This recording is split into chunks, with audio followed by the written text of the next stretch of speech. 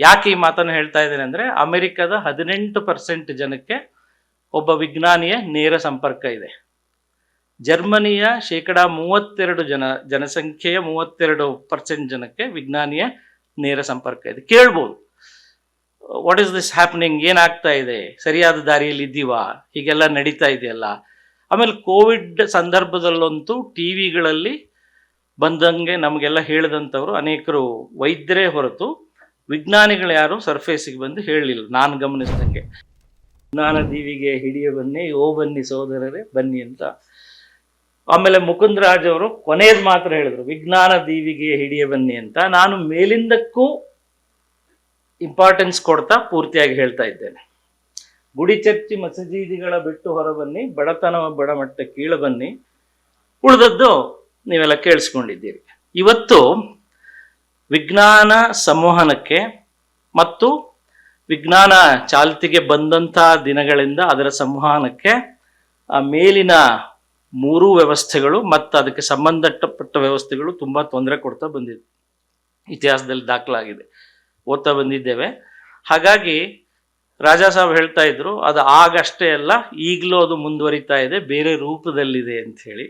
ಹಾಗಾಗಿ ನಮ್ಮ ವಿಜ್ಞಾನ ಸಂವಹನ ಚಿಂತನೆಯ ಎಲ್ಲ ಕೆಲಸಗಳು ಸಹ ಮೌಢ್ಯತೆಯ ಮಾರಿಯೇನು ಹೊರದೂಡಲೈತನ್ನಿ. ಏನು ನಾವೆಲ್ಲ ಮೌಢ್ಯದಲ್ಲಿ ನರಳ್ತಾ ಇದ್ದೇವೆ, ಏನು 80% ಜನಕ್ಕೆ ನಾವು ಮಾತನಾಡುವಂಥದ್ದು ತಲುಪ್ತಾ ಇಲ್ಲ ಈ ದೇಶದಲ್ಲಿ. ತಲುಪುವಂಥ ವಿದ್ಯಾರ್ಥಿಗಳಿಗೆ ಅರ್ಧಕ್ಕರ್ಧ ಇದು ಗೊತ್ತಾಗ್ತಾ ಇಲ್ಲ. ಇನ್ನು ನಮ್ಮಂಥವರು ಇಲ್ಲಿ ನೆರೆದಿರುವಂಥ ಜನರಲ್ಲಿ ಹೊಸ ತಲೆಮಾರಿನವರು ಎಷ್ಟು ಜನ ಇದ್ದೀವಿ ಪ್ರಶ್ನೆ ಮಾಡ್ಕೊಳ್ಳೋಣ. ಎರ್ರಿ ಸ್ವಾಮಿಯವ್ರು ನನಗೆ ಗೊತ್ತು, ಶರ್ಮಾ ಸರ್ ಗೊತ್ತು, ಗಣೇಶಯ್ಯ ಸರು, ಪರಂದತಿ ಮೇಡಮ್, CR ಸರ್ ಮತ್ತು ಉಳಿದಂಥ ಇಲ್ಲಿರುವಂಥ ಅನೇಕ ವ್ಯಕ್ತಿತ್ವಗಳು ನನಗೆ ಪರಿಚಯ ಇರುವಂಥವೇ. ನಮ್ಮ ನಡುವೆ ಸಂವಹನ ಆಗ್ತಾ ಇದೆ, ಹೊಸ ತಲೆಮಾರನ್ನು ತಲುಪ್ತಾ ಇದ್ದೇವೆಯೇ? ಅದು ಒಂದು ಚಾಲೆಂಜ್ ಇದೆ, ಅದನ್ನು ನೆಕ್ಸ್ಟ್ ಚರ್ಚೆ ಮಾಡ್ತೇನೆ. ಇನ್ನು ಇದೆಲ್ಲ ಗೊತ್ತಿರುವಂಥ ವಿಚಾರವೇ. ವಿಜ್ಞಾನ ಸಂವಹನ ಎಂದರೇನು, ಸಂವಹನ ಅಂದ್ರೇನು, ವೈಜ್ಞಾನಿಕ ವಿಚಾರಗಳು, ಆವಿಷ್ಕಾರಗಳು, ಸಂಶೋಧನೆಗಳ ಮತ್ತು ಅವುಗಳ ಮಹತ್ವವನ್ನು ಜನಸಾಮಾನ್ಯರಿಗೆ ಸರಳವಾದ ಭಾಷೆಯಲ್ಲಿ ತಲುಪಿಸುವಂಥದ್ದು. ಒಂದು ಪ್ರಶ್ನೆ, ವಿಜ್ಞಾನದ ಭಾಷೆ ಸರಳವೇ? ವಿಜ್ಞಾನದ ಭಾಷೆಯನ್ನು ಸರಳಗೊಳಿಸಲಿಕ್ಕೆ ಎಷ್ಟರ ಮಟ್ಟಿಗೆ ಪ್ರಯತ್ನಗಳಾಗಿವೆ? ಸರಳಗೊಳಿಸುವ ಒಂದು ಆತುರದಲ್ಲಿ ಸತ್ಯಕ್ಕೆ ಅಪಚಾರವಾಗುವಂಥ ಕೆಲಸಗಳು ನಡೀತಾ ಇರುವಂಥದ್ದು ಗಮನಕ್ಕೆ ಬಂದಿದೆ. ಹಾಗಾಗಿ ಈ ಸಂವಹನಕ್ಕೆ ನಾವು ಇಟ್ಕೊಂಡಿರುವಂಥ ಉದ್ದೇಶದ ಮೇಲೆ ಒಂದು ಪ್ರಶ್ನೆ ಹೇಳ್ತದೆ. ಇನ್ನು ವಿಜ್ಞಾನಿಗಳು ಮತ್ತು ಸಾರ್ವಜನಿಕರ ನಡುವೆ ಮಾಹಿತಿ ಹಂಚಿಕೆ ಆಗಬೇಕು. ಒಂದು ಪ್ರಶ್ನೆ ಕೇಳ್ತೇನೆ ಹಿರಿಯರನ್ನು ಬಿಟ್ಟು, ಮಕ್ಕಳೇ, how many of you personally know a scientist? ವೈಯಕ್ತಿಕವಾಗಿ ನಿಮಗೆ ಯಾವ ವಿಜ್ಞಾನಿಯ ಪರಿಚಯ ಇದೆ? ನನಗೆ 4-5 ಜನದ ಪರಿಚಯ ಇದೆ. ಸರ್ಗ ಅಲ್ಲಿ ಕೂತಿರುವಂಥ ನಿಮ್ಮ ಹಿರಿಯರಿಗೆ ಒಂದು 4-5 ಜನದ್ದು ಅಥವಾ ಇನ್ನು 10 ಜನದ್ದು ಗೊತ್ತಿರ್ಬೋದು. ವಿದ್ಯಾರ್ಥಿಗಳೇ, ನೀವು ನೇರವಾಗಿ ನಿಮಗೊಂದು ಅನುಮಾನ ಇದೆ, ಕೋವಿಡ್-19 ಏನು ವ್ಯಾಧಿಗೆ ಹುಡುಕಿದಂಥ ಲಸಿಕೆಯಿಂದ ಬ್ಲಡ್ ಚಿಕ್ಕಾಗ್ತಾ ಇದೆ, ಹಾರ್ಟ್ ಅಟ್ಯಾಕ್ ಜಾಸ್ತಿ ಆಗ್ತಾ ಇದೆ, ತುಂಬ ಸಾವುಗಳಾಗ್ತಾ ಇದಾವೆ ಅಂತ ಒಂದು ಸುದ್ದಿ ಹರಿದಾಡ್ತಿದೆ. ಅದನ್ನು ಅಥೆಂಟಿಕ್ ಅಂತಿರೋ, ಅನ್ಅಥೆಂಟಿಕ್ ಅಂತಿರೋ, ಅಕ್ಯುರೇಟ್ ಅಂತಿರೋ, ನಾನ್ ಅಕ್ಯುರೇಟ್ ಅಂತಿರೋ, ಅದು ನಿಮ್ಮ ವಿವೇಚನೆಗೆ ಬಿಟ್ಟದ್ದು. ಆದರೆ ಇದನ್ನು ಕೌಂಟರ್ ಮಾಡಬೇಕಾದಂಥವ್ರು ಯಾರು? ಸೈಂಟಿಸ್ಟ್ಗಳು. ಯಾರಾದರೂ ಯಾವುದಾದ್ರೂ ಸಾಮೂಹಿಕ ಮಾಧ್ಯಮದಲ್ಲಿ ವಿಜ್ಞಾನಿಗಳು TV ಮಾಧ್ಯಮಕ್ಕೆ ಬಂದು, ಅಥವಾ ನಮ್ಮ ಪ್ರಿಂಟ್ ಮೀಡಿಯಾ ಅಂತ ಏನು ಕರೀತೇವೆ, ಮುದ್ರಣ ಮಾಧ್ಯಮಕ್ಕೆ ಬಂದು ಯಾವುದು ಸರಿ ಯಾವುದು ತಪ್ಪು ಅನ್ನುವಂಥದ್ದನ್ನು ಹೇಳಿದಾರಾ? ಹೇಳಿಲ್ಲ. ಜವಾಬ್ದಾರಿ ಯಾರದ್ದು? ಹಾ,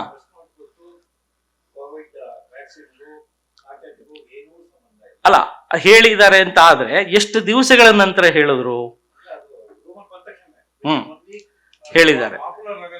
ಹಾ, ಹಾಗಾಗಿ ಆ ಟಿವಿಲಿ ನೋಡ್ತಾರೆ, ಅದನ್ನ ಟಿವಿಲಿ ಏನ್ ತೋರಿಸ್ತಾರೆ ಅನ್ನೋದನ್ನ ನಾನು ಗಮನಕ್ಕೆ ತರ್ತೇನೆ. ಹೀಗಾಗಿ ಈಗ ಜೆಫ್ರಿ ಹಿಂಟನ್ ಏನು AI ಇಂದ ತುಂಬಾ ಅಪಾಯ ಇದೆ, ಆ ಕೆಲಸ ಮಾಡಿದ್ದಕ್ಕೆ ನನಗೆ ಖೇದ ಇದೆ ಅಂತ ನಾನು ಆಚೆ ಬಂದೆ ಅಂತ ಹೇಳಿದ್ರಲ್ಲ, ಓಪನ್ AI ಇಂದ, ಅದರ ಬಗ್ಗೆ ಅನೇಕ ಟೀಕೆಗಳು, ಚರ್ಚೆಗಳು ನಡೀತಾ ಹೋದವು. ಯಾಕೆ ಈ ಮಾತನ್ನು ಹೇಳ್ತಾ ಇದ್ದೇನೆ ಅಂದರೆ, ಅಮೆರಿಕದ 18% ಜನಕ್ಕೆ ಒಬ್ಬ ವಿಜ್ಞಾನಿಯ ನೇರ ಸಂಪರ್ಕ ಇದೆ.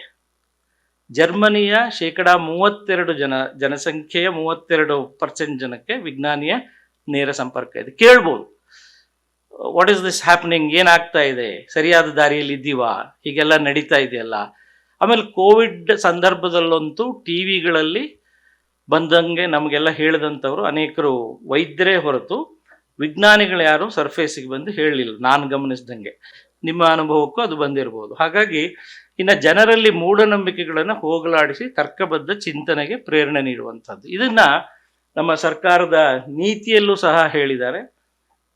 4 ಮಾರ್ಚ್ 1958 ಇಸ್ವಿನಲ್ಲಿ ಏನೇನು ಮಾಡಬೇಕು, ಒಂದು ವೈಜ್ಞಾನಿಕ ನೀತಿಯನ್ನು ರೂಪಿಸಿ ಮನೋಭಾವ ರೂಪಿಸಬೇಕು, ಪರಿಸರದ ಜಾಗೃತಿಯನ್ನು ಉಂಟು ಮಾಡಬೇಕು, ಆರ್ಥಿಕ ಬೆಳವಣಿಗೆಗೆ ಬೇಕಾದಂಥ ತಂತ್ರಜ್ಞಾನಗಳು ಬಂದಾಗ ಜನ ಅದನ್ನು ವಿರೋಧಿಸಬಾರದು, ಅದಕ್ಕೆ ಸಪೋರ್ಟ್ ಮಾಡಬೇಕು, ಪ್ರಜಾಪ್ರಭುತ್ವದ ಬಲವರ್ಧನೆ ಆಗಬೇಕು, ವಿಜ್ಞಾನದ ವಿಷಯಗಳನ್ನು ಜನಪ್ರಿಯಗೊಳಿಸಬೇಕು, ಹಾಗೆ ಸ್ವಸ್ಥ. ಆದರೆ ಈಗ ಸವಾಲುಗಳು ಏನು, ಸವಾಲು ಅಂತ ಏನು ಕರಿತೇವೆ, ನಾನು ಅಲ್ಲಿಗೆ ನೇರವಾಗಿ ಬರ್ತಿದ್ದೇನೆ. ಮಾಹಿತಿಯ ಸುನಾಮಿ ಅಂತ ಕರಿತೀವಿ, ದ ಇನ್ಫಾರ್ಮೇಶನ್ ಓವರ್ಲೋಡ್. ಯಾವುದು ಸರಿ, ಯಾವುದು ಅಲ್ಲ, ಯಾವುದನ್ನು ನಾವು ಪರಿಗಣಿಸಬೇಕು. ನೀವೆಲ್ಲ ಏನಿವತ್ತು ನಿಮ್ಮ ಕೈಲಿರುವಂಥ ಮೊಬೈಲ್ ಓಪನ್ ಮಾಡಿದ್ರೆ ಇನ್ಸ್ಟಾಗ್ರಾಮ್, ಫೇಸ್ಬುಕ್, ಸ್ನ್ಯಾಪ್ಚಾಟ್, ವಿಚಾಟ್, ಯಾವುದೇ ಪ್ಲ್ಯಾಟ್ಫಾರ್ಮ್ಗೆ ಹೋಗಿ ಸಾಕಷ್ಟು ಮಾಹಿತಿಯಲ್ಲಿ ಪವರಿಂಗ್ ಇದೆ. ಅಂದರೆ ಅಲ್ಲಿ ತಂದು ಸುರಿತಾ ಇದ್ದಾರೆ. ಅವರೇನು ತಜ್ಞರೋ ಗೊತ್ತಿಲ್ಲ, ಅವ್ರು ಹೇಳುವಂಥ ಅಂಕಿಅಂಶಗಳು ಸರಿಯಾಗಿವೆಯೇ ಗೊತ್ತಿಲ್ಲ, ಅದಕ್ಕೆ ಸಾಕ್ಷಿ ಪುರಾವೆಗಳಿದೆಯೇ ಗೊತ್ತಿಲ್ಲ. ನಮ್ಮ ವಿಜ್ಞಾನದ ಕಲಿಕೆ ಏನಿದ್ರು ದ ಎವಿಡೆನ್ಸ್ ಬೇಸ್ಡ್ ಅಂತ ಕರಿತೀವಿ.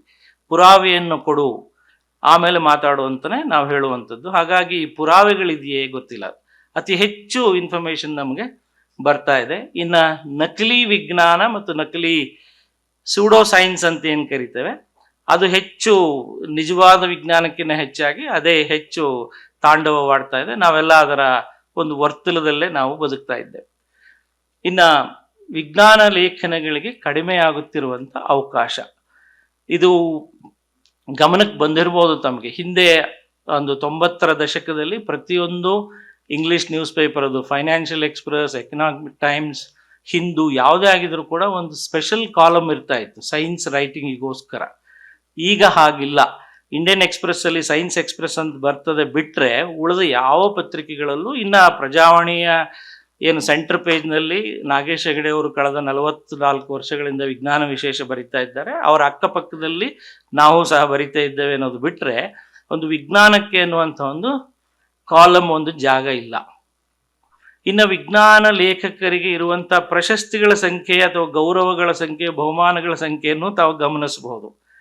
ಒಂದು ಸಾಹಿತ್ಯ ಅಕಾಡೆಮಿ ಕೊಡುವಂಥದ್ದು, ಒಂದು ಈ ತಂತ್ರಜ್ಞಾನ ಅಕಾಡೆಮಿ ಕೊಡುವಂಥದ್ದು, ಇನ್ನು ಕೇಂದ್ರ ಸಾಹಿತ್ಯ ಅಕಾಡೆಮಿ, ಹಾಗೆ ಹೀಗೆ ಪ್ರಶಸ್ತಿಗಳಿದ್ದಾವೆ. ಆದರೆ ಕತೆ, ಕವನ, ನಾಟಕ, ಬೇರೆ ಸಾಹಿತ್ಯ ಪ್ರಕಾರಗಳಿಗೆ ಇರುವಂಥ ಹೆಚ್ಚಿನ ಪ್ರಾಶಸ್ತ್ಯ ವಿಜ್ಞಾನ ಬರಹಗಾರರಿಗೆ ಇಲ್ಲ ಅನ್ನುವಂಥದ್ದನ್ನು ನೀವು ನೋಡ್ಬೋದು. ಇನ್ನು ಟಿ ವಿ ಮಾಧ್ಯಮಗಳಲ್ಲಿ ಯಾವುದೇ ಚರ್ಚೆ ನಡೆದರೆ, ಚರ್ಚೆ ಯಾವಾಗ ನಡೀತದೆ ವಿಜ್ಞಾನಕ್ಕೆ ಸಂಬಂಧಪಟ್ಟದ್ದು ಅಂತಂದರೆ ಅವತ್ತು ಗ್ರಹಣ ಆಗಿರಬೇಕು.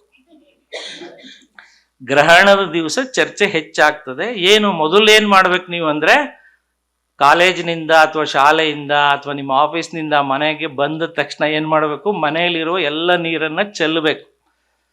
ಏನಾದರೂ ತಯಾರಿಸಿದಂಥ ಆಹಾರ ಇದ್ದರೆ ಅದನ್ನು ಸಹ ಕಸದ ಬುಟ್ಟಿಗೆ ಎಸಿಬೇಕು.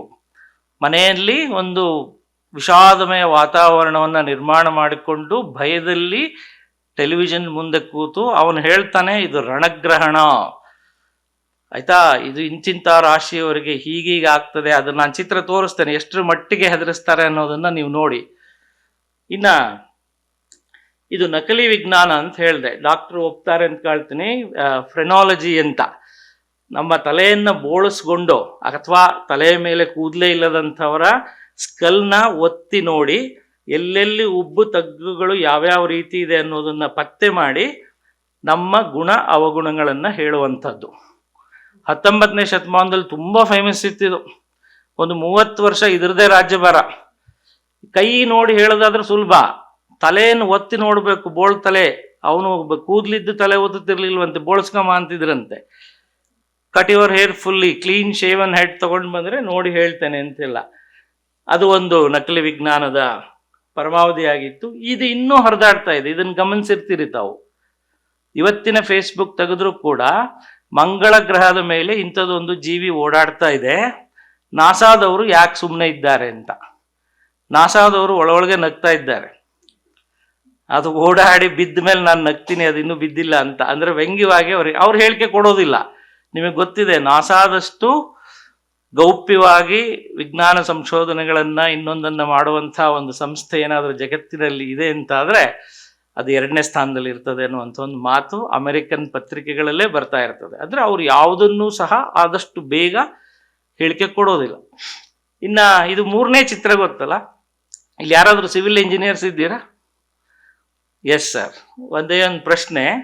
ಸಾಮಾನ್ಯವಾಗಿ ವಾಸ್ತು ಅನ್ನುವಂಥದ್ದು ವಿಜ್ಞಾನವೇ ಅಲ್ಲವೇ ಅನ್ನುವಂಥದ್ದು, ಅದು ಸೂಡೋ ಸೈನ್ಸ್ ಅಂತ ಇನ್ನೂ ಆ ಪಟ್ಟಿಗೆ ಸೇರಿಲ್ಲವಾದರೂ ಕೂಡ ಯಾವುದಾದ್ರೂ ಒಬ್ಬ ಮನೆ ಕಟ್ಟುವಂಥ ಪ್ಲ್ಯಾನ್ ಮಾಡುವಂಥ ಒಬ್ಬ ಸಿವಿಲ್ ಇಂಜಿನಿಯರ್ ಈ ಸಂಪ್ ಇದೇ ದಿಕ್ಕಿನಲ್ಲಿರಬೇಕು, ಅಡಿಗೆ ಮನೆ ಇದೇ ದಿಕ್ಕಿನಲ್ಲಿರಬೇಕು, ದಕ್ಷಿಣಕ್ಕೆ ಬಾಗಿಲಿಟ್ರೆ ನೀನು ಹೋದೆ ಅಂತ ಏನೇನೋ, ಅಂದರೆ ಒಬ್ಬೊಬ್ಬರು ಒಂದೊಂದು ರೀತಿ ಹೇಳ್ತಾರೆ. ಈ ಚಿತ್ರ ಬಿಲ್ ಗೇಟ್ಸ್ನ ಮನೆ, ಪಕ್ಕದಲ್ಲಿರುವಂಥದ್ದು ಗ್ಯಾರೇಜು.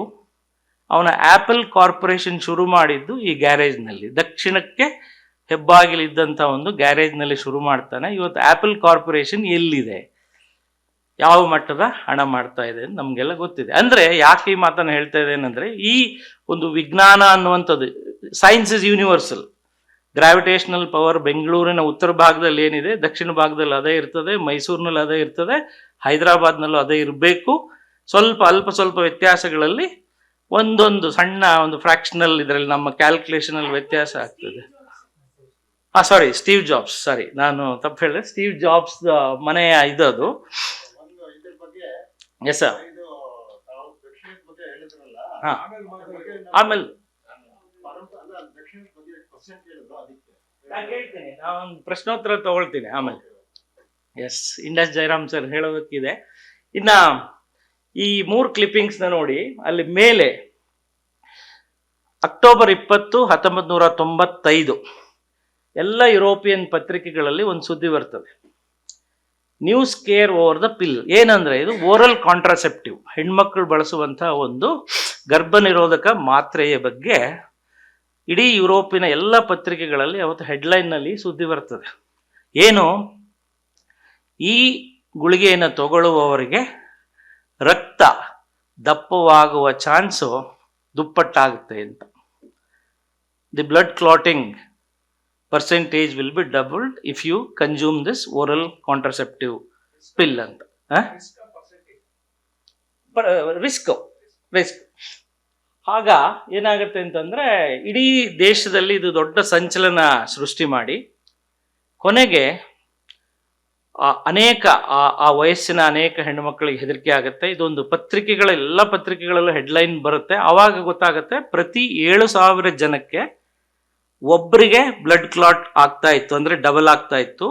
ಈಗ ಅದು 1% ಜಾಸ್ತಿ ಆಗಿದೆ, 2%. ಅಂದರೆ ಇಬ್ಬರಿಗೆ, 7,000 ಜನದಲ್ಲಿ ಇಬ್ಬರಿಗೆ ಮಾತ್ರ ಆಗ್ತದೆ, 2% ಅಲ್ಲ, 7,000 ಜನದಲ್ಲಿ ಒಬ್ಬರಿಗೆ ಆಗ್ತಾ ಇತ್ತು, ಈಗ ಇಬ್ಬರಿಗೆ ಆಗ್ತದೆ ಅಂತ ಒಂದು ಮಾಹಿತಿ ಕೊಡ್ತಾರೆ. ಅಷ್ಟೊತ್ತಿಗಾಗಲೇ ಎಷ್ಟು ಡ್ಯಾಮೇಜ್ ಆಗಿತ್ತು ಅಂದರೆ, ಅನೇಕ ಹೆಣ್ಣು ಮಕ್ಕಳು ಆ ಓರಲ್ ಕಾಂಟ್ರಾಸೆಪ್ಟಿವ್ ಪಿಲ್ನ ತಗೊಳ್ಳೋದನ್ನು ನಿಲ್ಲಿಸ್ತಾರೆ.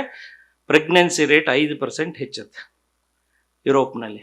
ಆಮೇಲೆ ಒಂದು ಸ್ಟೇಟ್ಮೆಂಟ್ ಕೊಡಿಸ್ತಾರೆ, ಎಸ್ ಇದು ತಪ್ಪು ಅಂತೆಲ್ಲ ಹೇಳಿ ಈ ನಾನು ಹೇಳಿದ ಒಂದು ಮಾಹಿತಿಯನ್ನು ಕೊನೆಗೆ ಜಾಹೀರು ಮಾಡ್ತಾರೆ. ಅಲ್ಲಿಗೆ ಒಂದು ನಿಲ್ತದೆ. ಇನ್ನು ಕೆಳಗಡೆ ಸೂಡೋ ಸೈನ್ಸ್, ಅಲ್ಲಿ ಕೆಳಗಡೆ ಇರುವಂಥ ಚಿತ್ರ ಸ್ಪಷ್ಟವಾಗಿಲ್ಲ. ಟೊಮ್ಯಾಟೋಗಳಿಗೆ ಸ್ಪೈಡರ್ ಸಿಲ್ಕ್ ಏನೇ ಸ್ಪೈಡರ್ದು ಒಂದು ಜೀನ್ನ ಇಂಜೆಕ್ಟ್ ಮಾಡಿ ಟೊಮೆಟೊಗಳ ಮುಖಾಂತರ ಸ್ಪೈಡರ್ ಸಿಲ್ಕ್ನ ಜನರೇಟ್ ಮಾಡ್ತಾ ಇದ್ದಾರೆ ಬಿಗ್ ಕಾರ್ಪೊರೇಷನ್ಸು. ದಯಮಾಡಿ ಟೊಮೆಟೊವನ್ನು ತಿನ್ನಬೇಡಿ ಅನ್ನುವಂಥ ಒಂದು ಹೋಕ್ಸ್, ಅಂದರೆ ಒಂದು ಸುಳ್ಳು ಸಂದೇಶ ಇಡೀ ಜಗತ್ತಿನಾದ್ಯಂತ ಹರಿದಾಡ್ತಾ ಇರುತ್ತೆ. ಆಮೇಲೆ ಅದು ಅಲ್ಲ ಅಂತ ಗೊತ್ತಾಗ್ತದೆ. ಇನ್ನು ಇಲ್ಲಿ Thai government warns against hoax message about Thai can food contaminated with HIV. ಅಲ್ಲಿ ಅವರ ಬಿಸ್ನೆಸ್ನ ಹಾಳು ಮಾಡಲಿಕ್ಕೆ ಒಂದು ಕಾರ್ಪೊರೇಷನ್, ಒಂದು ಪತ್ರಿಕೆ ನಡೆಸುವಂಥ ಒಂದು ಉದ್ಯಮ ಈ ರೀತಿಯ ಒಂದು ಇದನ್ನು ಕೊಡುತ್ತೆ. ಕೊನೆಗೆ ಅದನ್ನು ಸಹ ಆ ಪತ್ರಿಕೆಗಳಿಂದ ತೆಗಿಬೇಕು ಅಂತ ಹೇಳಿ ಇದನ್ನು ಮಾಡ್ತಾರೆ. ಇನ್ನು ಎರಡನೇ ಪ್ರಮುಖ ಸವಾಲು ಏನು ಅಂದರೆ ವಿಜ್ಞಾನ ಪತ್ರಕರ್ತರ ಅನುಪಸ್ಥಿತಿ. ಸೈನ್ಸ್ ಜರ್ನಲಿಸ್ಟ್ಗಳಂತ ಹಿಂದಿರ್ತಾ ಇದ್ರು, ಪ್ರತಿ ಪತ್ರಿಕೆಗಳಲ್ಲೂ ಇರ್ತಾ ಇದ್ರು. ಇವತ್ತು ನಾನು ಬರೆಯುವಂಥ ಲೇಖನ ಸರಿಯೋ ತಪ್ಪೋ ಅನ್ನುವಂಥದ್ದನ್ನ ಅರ್ಥ ಮಾಡ್ಕೊಳ್ಳಿಕ್ಕೆ ವಿಜ್ಞಾನ ಗೊತ್ತಿರುವಂಥ ಒಬ್ಬ ಉಪಸಂಪಾದಕನೋ ಅಥವಾ ಸಂಪಾದಕ ಹುದ್ದೆಯಲ್ಲಿರುವಂಥ ಒಬ್ಬ ಜವಾಬ್ದಾರಿ ಮನುಷ್ಯ ಅಲ್ಲಿ ಇರಬೇಕು. ಈಗ ಇಲ್ಲ. ನಾನು ಅಪೋಲೋ ಫಸ್ಟ್ ಏನು ಮೂನ್ ಮೇಲೆ ಲ್ಯಾಂಡ್ ಆದಂಥ ನೌಕೆಯ ಆ ಕಂಪ್ಯೂಟರ್ನಲ್ಲಿ ಅದರ ರ್ಯಾಮ್ ಎಷ್ಟಿತ್ತು ಅಂತ ಬರೆದಿದ್ದೆ. ಅತಿ ಚಿಕ್ಕ ರ್ಯಾಮ್ ಇತ್ತದು, ಆಯ್ತಾ. 4 MB ರ್ಯಾಮ್ನ ತೊಗೊಂಡು ಹೋದಂಥ ಒಂದು ಕಂಪ್ಯೂಟರ್ ಇತ್ತು. ಅದನ್ನ ಚೇಂಜ್ ಮಾಡಿ ಹರ್ಡ್ಸ್ ಅಂತ ಬರೆದಿದ್ರು, ಆಯ್ತಾ. ನಾನು ಹರ್ಡ್ಸ್ಗಳಲ್ಲಿ ಹೇಳಿರಲಿಲ್ಲ ಆ ಒಂದು ಫ್ರೀಕ್ವೆನ್ಸಿನ. ರ್ಯಾಮಲ್ಲಿ ಹೇಳಿದೆ, ರ್ಯಾಮ್ ಬೇರೆ ಹರ್ಡ್ಸ್ ಬೇರೆ, ಕ್ಲಾಕ್ ಸ್ಪೀಡ್ ಬೇರೆ ಆಗುತ್ತೆ, ರ್ಯಾಂಡಮ್ ಆಕ್ಸೆಸ್ ಮೆಮೊರಿ ಬೇರೆ ಆಗುತ್ತೆ. ತಪ್ಪಾಗಿತ್ತದು. ಕೇಳಿದೆ, ನಮ್ಮಲ್ಲಿ ಗೊತ್ತಾಗ್ಲಿಲ್ಲ, ನಿಮಗೆ ಮುಂಚೆನೆ ನೀವು ಹೇಳಬೇಕಿತ್ತು ಅಂದ್ರೆ ಯಾರು ಕೇಳಲಿಲ್ಲ. ಹಾಗಾಗಿ ಒಂದು ತಪ್ಪು ಸಂದೇಶ ಲೇಖನದ ಮುಖಾಂತರ ಹೋಗಿ ಆಯಿತು. ಆಮೇಲೆ ನಾವು ಅದನ್ನ ಈ ಫಾರ್ಮ್ಯಾಟ್ ಅಂತ ಇರ್ತದಲ್ಲ, ಈ ಪೇಪರ್ನಲ್ಲಿ ಬದಲಾಯಿಸಿದ್ದಾಯಿತು. ಇನ್ನು ಭಾಷೆಯ ಗೋಡೆ, ಇದು ಸಾಮಾನ್ಯವಾಗಿ ಎಲ್ರಿಗೂ ಗೊತ್ತಿರುವಂಥದ್ದೇ. ಇಂಗ್ಲಿಷ್ನ ಪದ ಬಳಕೆ ಹೆಚ್ಚಾದಷ್ಟು ಸಮಸ್ಯೆಗಳು, ಅಂದರೆ ಕನ್ನಡದಲ್ಲಿ ವಿಜ್ಞಾನ ಸಂವಹನೆ ಅಂತ ಬಂದಾಗ ತೊಂದರೆಗಳಾಗ್ತಾ ಇದ್ದಾವೆ. ಇನ್ನು ಒಂದು ಸ್ಟೋರಿ ಇಲ್ಲ. ಫಾರ್ ಎಕ್ಸಾಂಪಲ್, ಈಗ ರಾಮಾನುಜನ್, ನಮ್ಮ ಮ್ಯಾಥಮೆಟಿಷಿಯನ್ ರಾಮಾನುಜನ್ ಬಗ್ಗೆ ನಿಮಗೆ ಪ್ರಶ್ನೆ ಕೇಳಿದ್ರೆ ಏನು ತಟ್ ಅಂತ ನೆನಪಾಗುತ್ತೆ? ಮ್ಯಾಥಮೆಟಿಷಿಯನ್. ಅವರ ಕಾಂಟ್ರಿಬ್ಯೂಷನ್ ಬಗ್ಗೆ ಕೇಳಿದಾಗ 0/0 ಈಸ್ ನಾಟ್ ಈಕ್ವಲ್ ಟು 0. ಅಂದರೆ 0ಯಿಂದ ಭಾಗಿಸಿದ್ರೆ ಅದು 0 ಅಲ್ಲ. ಅದ್ರ ಬಗ್ಗೆ ಏನೂ ಹೇಳಲಿಕ್ಕೆ ಆಗೋದಿಲ್ಲ. ನಾವು ಮ್ಯಾಥಮೆಟಿಕ್ಸ್ ಅಲ್ಲಿ ಅದನ್ನ ಇಟ್ಸ್ ಅ ಸ್ಟೇಟ್ ಆಫ್ ಇನ್ಡಿಟರ್ಮಿನೇಟ್ನೆಸ್ ಅಂತ ಕರಿತೇವೆ, ಏನನ್ನು ಹೇಳಲಾಗದ ಸ್ಥಿತಿ ಅಂತ ಹೇಳಿ. ನೆಕ್ಸ್ಟ್ ಇನ್ನೊಂದು ಏನು ಹೇಳ್ತೇವೆ, 1729 ಮ್ಯಾಜಿಕ್ ನಂಬರ್. ಕಾರ್ ಪ್ಲೇಟ್ ಏನಿತ್ತಲ್ಲ, ನಂಬರ್ ಪ್ಲೇಟ್ ಬಗ್ಗೆ ಒಂದು ಕತೆ ಹೇಳ್ತೇವೆ. ನಂತರ ಏನು, ರಾಮಾನುಜನ್ ಬಗ್ಗೆ ನಮ್ಗೆ ಇಷ್ಟೇನೆ ಗೊತ್ತಿರೋದು. 1200 ವಿಶ್ವವಿದ್ಯಾಲಯಗಳಿರುವಂಥ ಈ ದೇಶದಲ್ಲಿ ರಾಮಾನುಜನ್ ಅಧ್ಯಯನ ಪೀಠಗಳು ಎಷ್ಟಿದ್ದಾವೆ? ಇವತ್ತು ಬ್ಲಾಕ್ ಚೈನ್ ಟೆಕ್ನಾಲಜಿಯಲ್ಲಿ ರಾಮಾನುಜನ್ ಮ್ಯಾಥಮೆಟಿಕ್ಸ್ನ ಅಪ್ಲೈ ಮಾಡ್ತಾ ಇದ್ದೇವೆ. ಓಕೆ, ಅದ್ರ ಬಗ್ಗೆ ನಮಗೆ ಗೊತ್ತಿಲ್ಲ. ಆಮೇಲೆ ಕ್ರಿಪ್ಟೋಗ್ರಫಿ, ನಮಗೇನು ಈಗ OTP ಬರ್ತದಲ್ಲ, ಯಾವುದೋ ಒಂದು ಬ್ಯಾಂಕ್ ಟ್ರಾನ್ಸಾಕ್ಷನ್ಗೆ ಒಂದು OTP ಬರುತ್ತೆ, ಆಧಾರ್ ಕಾರ್ಡ್ಗೆ ಒಂದು OTP ಬರುತ್ತೆ. ಅಲ್ಲಿ ರಾಮಾನುಜನ ಗಣಿತವನ್ನು ಅಪ್ಲೈ ಮಾಡ್ತಾ ಇದ್ದಾರೆ. ಇದನ್ನು ಹೇಳುವವರು ಯಾರು?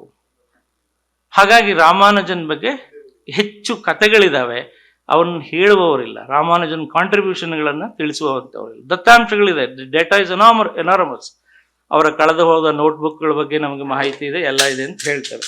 ಬಟ್ ಆದರೆ ಉಳಿದಂಥದ್ದು ನಮಗೆ ಅನೇಕ ಗೊತ್ತಿಲ್ಲ. ಇನ್ನು ಬರಹಗಾರನಿಗೆ ದೊರೆಯದ ಅಧಿಕೃತ ಮಾಹಿತಿ. So we do not get the authentic information from the sources. ಯಾಕೆ? ಫಾರ್ ಎಕ್ಸಾಂಪಲ್, ಸರಿಯಾದ ಮಾಹಿತಿ ಎಲ್ಲಿ ಸಿಗ್ತದೆ ಅಂತ ಅನ್ಕೊಳ್ತೀವಿ? ಯಾವುದೋ ಟೆಲಿಗ್ರಾಫ್ ಪತ್ರಿಕೆಯಿಂದ ಅಥವಾ ಗಾರ್ಡಿಯನ್ ಪತ್ರಿಕೆಯಿಂದ ಅಲ್ಲ. ಸ್ಕೋಪಸ್ ಇಂಡೆಕ್ಸ್ಡ್ ಜರ್ನಲ್ಸ್ ಅಂತ ಇದ್ದಾವೆ, ಎಲ್ಸೆವಿಯರ್ ಅಂತಿದೆ, ಸೈಹಬ್ ಅಂತಿದೆ, ವೈಲಿ ಅಂತಿದೆ, ಫ್ರಾನ್ಸಿಸ್ ಅಂಡ್ ಟೇಲರ್. ಈ ರೀತಿ ಎಲ್ಲ ವರ್ಲ್ಡ್ ಲೆವೆಲ್ ಏನು ಸೈಂಟಿಫಿಕ್ ಜರ್ನಲ್ಸ್ ಪ್ರಕಟಿಸುವಂಥ ಜಾಗಗಳಿದ್ದಾವೆ. ಆ ಜಾಗಗಳಿಂದ ನಮಗೆ ಅಧಿಕೃತ ಮಾಹಿತಿ ಬೇಕು, ಅದು ಸಿಗ್ತಾ ಇಲ್ಲ. They have stopped it now. ಅದಕ್ಕೆ ನಾನು ಒಂದು ಲೇಖನವನ್ನು ಬರೆದೆ, ವಿಜ್ಞಾನ ಸಂವಹನಕ್ಕೊಂದು ನಿಷೇಧ ಪರ್ವ ಅಂತ. ಈಗ ನಮಗೆ ಬೇಕಾದ ಏನು ಒಂದು ಸಣ್ಣ ಜಿಸ್ಟ್ ಕೊಡ್ತಾರಷ್ಟೇ. If you want to download this, ಇಷ್ಟು $1 ಕಟ್ಟು ಅಂತ ಹೇಳುತ್ತೆ.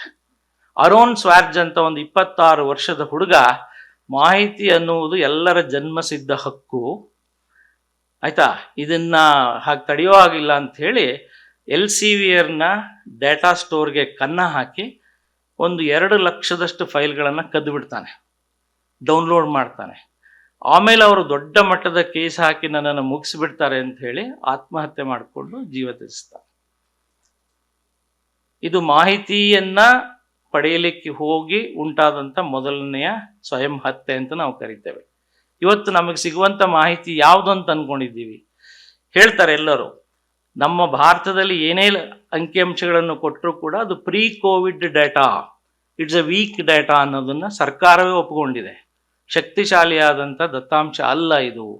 ಇದನ್ನು ಆಧರಿಸಿ ಏನನ್ನು ಮಾಡಲಿಕ್ಕೆ ಆಗುವುದಿಲ್ಲ ಅನ್ನುವಂಥದ್ದೊಂದು ಅಭಿಪ್ರಾಯ ಇದೆ.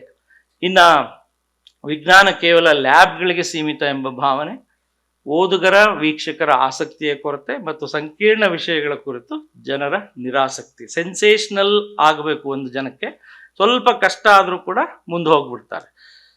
ಅಲ್ಲಿ ಹ್ಯೂಮನ್ ಇಂಟ್ರೆಸ್ಟ್ ಇಲ್ಲದೆ ಇರುವಂಥ ಆರ್ಟಿಕಲ್ನ ಬರೆದ್ರೆ ಅಲ್ಲಿ ಒಬ್ಬ ಮಾನವ ಕೇಂದ್ರಿತ ಅಭಿಪ್ರಾಯಗಳಾಗಲಿ, ಕಥೆಗಳಾಗಲಿ, ಅನುಭವಗಳಾಗಲಿ ಇಲ್ಲ ಅಂತಂದರೆ ಅಲ್ಲಿಂದ ಮುಂದುವರಿತಾರೆ. ಇನ್ನು ಇದನ್ನೇ ನಾನು ಹೇಳಿದ್ದು ನಡುವೆ ಇದೆ ವಿಜ್ಞಾನ ಸಂವಹನಕ್ಕೀಗ ನಿಷೇಧ ಪರ್ವ ಅಂತ ಒಂದು, ಆಮೇಲೆ ವಿಜ್ಞಾನದ ಬಗೆಗೆ ಅಜ್ಞಾನ ಅಂತ. ಯಾಕೆ ವಿಜ್ಞಾನ ಪಾಪ್ಯುಲರೈಸ್ ಆಗ್ತಾ ಇಲ್ಲ ನಮ್ಮ ನಡುವೆ ಅಂತಂದರೆ, ಐನ್ಸ್ಟೈನ್ ಹೇಳ್ತಾ ಇದ್ರು ವಿಜ್ಞಾನವನ್ನ ಗಾಸಿಪ್ ಮಾಡಬೇಕು ಅಂತ, ಮೇಕ್ ಇಟ್ ಸೆಕ್ಸಿ ಅಂತ ಅಂದಿದ್ರು ಅವರು. ಇದನ್ನ ಅನ್ಯಥಾ ಭಾವಿಸಬಾರ್ದು. Unless it is sexier you will not take it ಅಂತ. ಹಾಗಾಗಿ ಅವರು ತುಂಬನೇ ನಾವು ಅದನ್ನ ಒಂದು ಏನು ಶಾಸ್ತ್ರ ಅಂತ ಏನು ಕರೆಯೋದ್ರ ಬಗ್ಗೆನೂ ಈಗ ಅನೇಕರಲ್ಲಿ ಭಿನ್ನಾಭಿಪ್ರಾಯಗಳಿದೆ. ಜೀವಶಾಸ್ತ್ರ ಅನ್ಬೇಡಿ, ಜೀವ ವಿಜ್ಞಾನ ಅಂತ ಹೇಳಿ, ಭೌತ ವಿಜ್ಞಾನ ಅಂತ ಹೇಳಿ, ರಸಾಯನ ವಿಜ್ಞಾನ ಅಂತ ಹೇಳಿ ಶಾಸ್ತ್ರಗಳನ್ನ ಅಲ್ಲಿಗೆ ತರಬೇಡಿ ಅಂತ ಹೇಳಿ. ಹಾಗಾಗಿ ಆ ವಿಜ್ಞಾನದ ಬಗ್ಗೆ ನಮ್ಗೆ ಯಾಕೆ ಅಜ್ಞಾನ ಅಂತಂದ್ರೆ ನಾವು ಅದನ್ನ ಚರ್ಚೆ ಮಾಡ್ತಿಲ್ಲ. ದಿನನಿತ್ಯದ ಆಗುಹೋಗುಗಳಲ್ಲಿ ವಿಜ್ಞಾನ ಒಳಗೊಂಡಿದ್ರೂ ಕೂಡ ನಮಗೆ ಬೇಕಾದಂಥದ್ದನ್ನು ಮಾತ್ರ ತಗೊಂಡು ಉಳಿದದ್ದನ್ನು ತ್ಯಜಿಸ್ತಾ ಇದ್ದೇವೆ.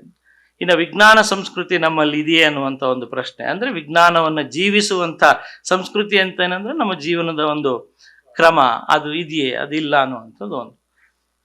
ಇನ್ನು ವಿಜ್ಞಾನಿಗಳಿಗೆ ಬರೆಯುವ ಅಥವಾ ಮಾತನಾಡುವ ಕೌಶಲ್ಯದ ಕೊರತೆ ಅನ್ನುವಂಥದ್ದೊಂದು ಅಭಿಪ್ರಾಯ ಬಲವಾಗಿದೆ. ಯಾವುದೇ ವಿಜ್ಞಾನಿ ಸಾಮಾನ್ಯವಾಗಿ he may not be a good orator, okay, or he may not be able to speak in his own language. ಅಂದರೆ ಇವತ್ತು ಕನ್ನಡದಲ್ಲಿ ಈಗ ನಮ್ಮ ಹತ್ತಿರದಲ್ಲೇ ಇರುವಂಥ ಇಂಡಿಯನ್ ಆಫ್ ಸೈನ್ಸ್ನ ಅನೇಕ ವಿಜ್ಞಾನಿಗಳು ನನಗೆ ಪರಿಚಯ ಇದ್ದಾರೆ. ಅವರನ್ನು ನಮ್ಮ ಕಾಲೇಜಿಗೆ ಕರೆದು ನೀವೊಂದು ಅಡ್ರೆಸ್ ಮಾಡಿ ಇದ್ರ ಬಗ್ಗೆ ಅಂತ ಹೇಳಿದ್ರೆ ಮಕ್ಕಳಿಗೆ ಮಾತಾಡೋದು ಕಷ್ಟ. And that too in Kannada, no way, ಕಷ್ಟ ಆಗುತ್ತೆ. ಇಂಗ್ಲೀಷ್ನಲ್ಲಾದರೆ ನಾವು ಹೇಳ್ತೇವೆ. ಆಮೇಲೆ ಒಂದು ನಿಮ್ಮಂಥ ಪ್ರೊಫೆಸರ್ಗಳಿಗೆ, ಮೇಸ್ಟ್ರುಗಳಿಗೆ ಈಸಿಯಾಗಿ ಮಾತಾಡ್ಬೋದು, ಮಕ್ಕಳನ್ನು ತಲುಪಿಸೋದು ಕಷ್ಟ. ಈ ಒಂದು ಅಭಿಪ್ರಾಯ ಬಲವಾಗಿದೆ. ಇನ್ನು ಪಾರಿಭಾಷಿಕ ಶಬ್ದಗಳು ಅಂತ ಏನು ಹೇಳ್ತೇವೆ ಅಂದರೆ ಆಯಾ ಕ್ಷೇತ್ರಕ್ಕೆ ಸಂಬಂಧಪಟ್ಟಂಥ ಶಬ್ದಗಳನ್ನು ಪಾರಿಭಾಷಿಕ ಶಬ್ದಗಳು ಅಂತಲೇ ಕರಿತೇವೆ. ಅಂದರೆ ಪರಭಾಷೆಯಿಂದ ಬಂದಂಥದ್ದು ಅನ್ನುವವರು ಇದ್ದಾರೆ. ಆದರೆ ಇವತ್ತು ಇಂಜಿನಿಯರಿಂಗ್ ಕ್ಷೇತ್ರಕ್ಕೆ ಸಂಬಂಧಪಟ್ಟಂಥದ್ದು, ಮೆಡಿಕಲ್ ಕ್ಷೇತ್ರಕ್ಕೆ ಸಂಬಂಧಪಟ್ಟಂಥದ್ದು, ಆಯಾ ಕ್ಷೇತ್ರಗಳಿಗೆ ಸಂಬಂಧಪಟ್ಟ ಕೆಲವು ಪದಗಳು ಇರ್ತವೆ, ಅವುಗಳ ಬಳಕೆಯಲ್ಲಿ ಒಂದರೆ. ಇನ್ನು ಬಹುತೇಕ ಸಂಶೋಧನೆಗಳು ಇಂಗ್ಲಿಷ್ನ ಭಾಷೆಯಲ್ಲಿ ಪ್ರಕಟ ಆಗ್ತದೆ, ಅದನ್ನು ಪ್ರಾದೇಶಿಕ ಭಾಷೆಗಳಲ್ಲಿ ತಲುಪಿಸೋದು ಕಷ್ಟ ಅನ್ನುವಂಥದ್ದು. ಇದ್ರ ಬಗ್ಗೆನೂ ಸಾಕಷ್ಟು ಚರ್ಚೆ ಆಗಿದೆ. ಇವತ್ತು ನಾವು ನೋಡುವಂಥ, ನಮಗೆ ಅರ್ಥ ಆಗುವಂಥ, ಇವತ್ತು ರಷ್ಯನ್ನಲ್ಲಿರುವಂಥ ಪ್ರಬಂಧವನ್ನು ನಾವು ಅರ್ಥ ಮಾಡ್ಕೊಳ್ಳಿಕ್ಕೆ ಆಗ್ತದ, ಜರ್ಮನ್ನಲ್ಲಿರುವಂಥ ಪ್ರಬಂಧವನ್ನು ಅರ್ಥ ಮಾಡ್ಕೊಳ್ಳಿಕ್ಕೆ ಆಗೋದಿಲ್ಲ. ಹಾಗಾಗಿ ಇಂಗ್ಲೀಷ್ನಲ್ಲಿ ಹೆಚ್ಚಿರ್ತದೆ ಅಂತ. ಇನ್ನು ವಿಜ್ಞಾನದ ಕಡೆ ಮನರಂಜನೆ ಮತ್ತು ಸಾಮಾಜಿಕ ಮಾಧ್ಯಮಗಳ ನಿರಾಸಕ್ತಿ. ಯಾವುದೇ ಒಬ್ಬ ಬರಹಗಾರನನ್ನು ಅಥವಾ ವಿಜ್ಞಾನಿಯನ್ನು ಕರೆದು ಟಿ ವಿ ಸ್ಟೇಷನ್ನಲ್ಲಿ ಅಥವಾ ಚಾನೆಲ್ಗಳಲ್ಲಿ ಕೂಡಿಸ್ಕೊಂಡು ಚರ್ಚೆ ಮಾಡಿದ್ದನ್ನು ನಾವು ಹೆಚ್ಚು ಕಾಣ್ತಾ ಇಲ್ಲ. ಇನ್ನು ಅದೇ ಸೆನ್ಸೇಷನಲೈಸ್ ಮಾಡಬೇಕು, ನಮ್ಮಲ್ಲಿ ಆಗೋದಿಲ್ಲ. ಆಮೇಲೆ ಅವೈಜ್ಞಾನಿಕ ಸತ್ಯಗಳನ್ನು ಹೆಚ್ಚು ನಾವು ಮೆಚ್ಚುತ್ತಾ ಹೋಗ್ತೇವೆ ಮತ್ತು ಅದಕ್ಕೆ ಜಾಗ ಕಲ್ಪಿಸ್ತಾ ಹೋಗ್ತೇವೆ. ನೋಡಿ, 2026 ಮೊದಲ ಸೂರ್ಯಗ್ರಹಣದ ಬಗ್ಗೆ ಟಿ ವಿನಲ್ಲಿ ಬಂದಂಥದ್ದು. ಗರ್ಭಿಣಿಯರು ತಪ್ಪದೇ ನೋಡಿ, ಕೆಳಗಡೆ ಕಂಕಣ ಸೂರ್ಯಗ್ರಹಣ ಭಯಂಕರ ಅಂತ, ಅಲ್ಲೇ ಒಂದು ಥ್ರೆಟನಿಂಗ್ ಮೆಸೇಜ್, ಒಂದು ಬೇಸ್ ಲೈನ್ ಅದು ಓಡ್ತಾನೆ ಇರುತ್ತೆ. ಸಾಮಾನ್ಯವಾಗಿ ಆರೋಗ್ಯವಾಗಿರೋರ ಆರೋಗ್ಯವನ್ನು ಕೆಡಿಸುವಂಥ ಒಂದು ಕೆಲಸ. ಪಕ್ಕದಲ್ಲಿ ಡೇಂಜರಸ್ ಎಕ್ಲಿಪ್ಸ್ ಅಂತೆ, ಒಂದು ನೆರಳು ಬೆಳಕಿನ ಆಟವನ್ನು ನಾವು ಸೂರ್ಯೋತ್ಸವ ಅಂತ ಕರಿತೀವಿ. ಯಾವುದೇ ಒಂದು ಗ್ರಹಣ ಅಥವಾ ಚಂದ್ರಗ್ರಹಣ ಅಂತ ಆದರೆ ಅದೊಂದು ಉತ್ಸವದ ರೀತಿಯಲ್ಲಿ ಇರಬೇಕು.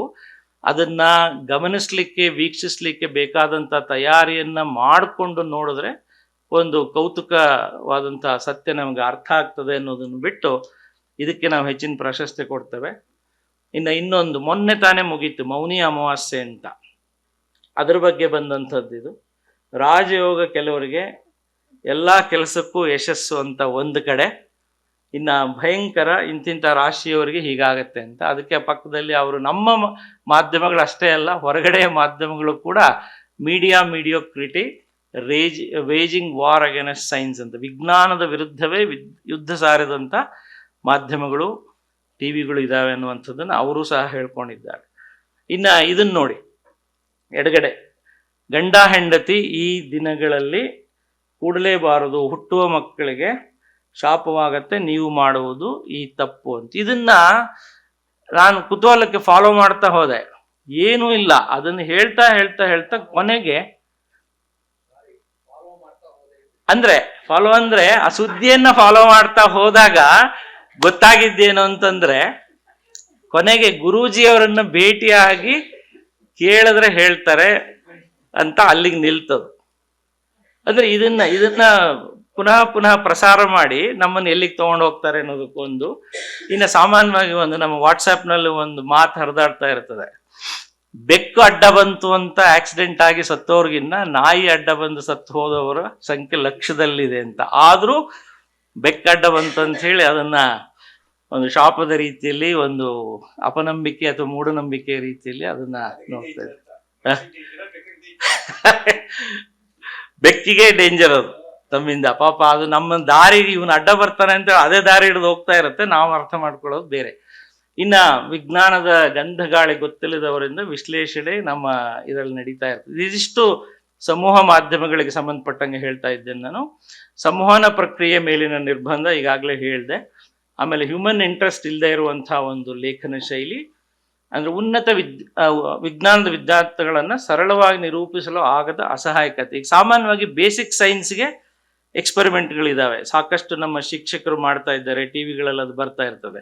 ಒಂದು PUC ಹಂತದ ನಂತರದ ಪ್ರಯೋಗಗಳನ್ನು ಅಷ್ಟು ಸುಲಭವಾಗಿ ಜನಸಾಮಾನ್ಯರ ನಡುವೆ ಹೇಳಲಿಕ್ಕೆ ಆಗೋದಿಲ್ಲ. ಅದಕ್ಕೊಂದು ಲ್ಯಾಬ್ ಬೇಕಾಗ್ತದೆ. ಈಗ ಯಾವುದೋ ಒಂದು ಎಲೆಕ್ಟ್ರೋಮ್ಯಾಗ್ನೆಟಿಕ್ ಇಂಡಕ್ಷನ್ಗೆ ಸಂಬಂಧಪಟ್ಟಂಥ ಪ್ರಯೋಗ, Melde's experiment, light experiment, ballistic galvanometer ಇರುವಂಥದ್ದು, ರೆಸಿಸ್ಟರ್ಗಳಿರುವಂಥದ್ದು, ಇಂಡಕ್ಷನ್ ಕಾಯಿಲ್ಗಳಿರುವಂತಹ ಎಕ್ಸ್ಪೆರಿಮೆಂಟ್ಗಳನ್ನು ಲ್ಯಾಬ್ಗಳಿಗೆ ತಗೊಂಡೋಗಿ ಹೇಳ್ಕೊಡ್ಬೇಕಾಗ್ತದೆ. ಅದನ್ನು ಅತ್ಯಂತ ಸರಳೀಕರಿಸಲಿಕ್ಕೆ ಆಗೋದಿಲ್ಲ ಅಂತ ಹೇಳಿ. ಆಮೇಲೆ ಮೂಢನಂಬಿಕೆಗಳಿಗೆ ಹೆಚ್ಚಿನ ಪ್ರಾಶಸ್ತ್ಯ ಮತ್ತು ವಕಾಲತ್ತು, ವಿಜ್ಞಾನಿಗಳ ಕುರಿತಾದ ಕಥೆಗಳ ಕೊರತೆ. ಅಂದರೆ ಸ್ಟೋರೀಸ್ ಇಲ್ಲ ನಮ್ಮಲ್ಲಿ, ಗೊತ್ತೇ ಇಲ್ಲ ಅನೇಕರಿಗೆ. ಒಬ್ಬೊಬ್ಬ ವಿಜ್ಞಾನಿಯ ಕುರಿತು ಅನೇಕ ಕಥೆಗಳಿರ್ತವೆ, ಅವುಗಳನ್ನು ಹೇಳ್ತಾ ಹೇಳ್ತಾ ಮಕ್ಕಳಲ್ಲಿ ಒಂದು ಉತ್ಸಾಹ ತರ್ಬೋದು, ಒಂದು ಆಸಕ್ತಿ ಹುಟ್ಟಿಸ್ಬೋದು.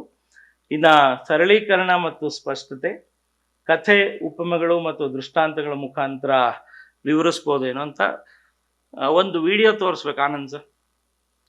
ಇಲ್ಲಿ ಹೇಗೆ ಆಪರೇಟ್ ಮಾಡೋದು ಅಂತ ಹೇಳ್ತೇನೆ.